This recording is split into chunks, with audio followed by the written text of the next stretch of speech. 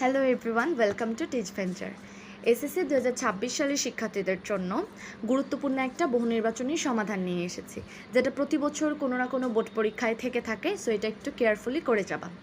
আমাদেরকে একটা সমকোণী ত্রিভুজ দেওয়া হয়েছে, যেখানে একটা অ্যাঙ্গেল দেখা যাচ্ছে থিটা, এবং তার সাপেক্ষে অর্থাৎ থিটার সাপেক্ষে লম্বের ভ্যালুটা দেওয়া হয়েছে √3, ভূমির একটা ভ্যালু দেওয়া হয়েছে 1। ফাইন্ড আউট করা লাগবে থিটাটার মান কত। সো আমরা লম্ব আর ভূমি দিয়ে থিটার ভ্যালু বের করতে পারবো 10 থিটার সাহায্যে। সো আমরা জানি 10 থিটা ইকুয়াল লম্ব বাই ভূমি। এখন আমরা শুধু ক্যালকুলেশন করব। থিটাটা লেফট সাইডেই থাকবে, যেহেতু ওর ভ্যালুটা বের করতে হবে। 10টা সাইড চেঞ্জ করে রাইট সাইডে চলে যাবে। রাইট সাইডে যখন যাবে তখন তার ভ্যালু হবে 10 ইনভার্স লম্ব বাই ভূমি। এখন আমরা জাস্ট ভ্যালুগুলো বসাবো। 10 ইনভার্স লম্বর ভ্যালু √3, ভূমির ভ্যালু 1।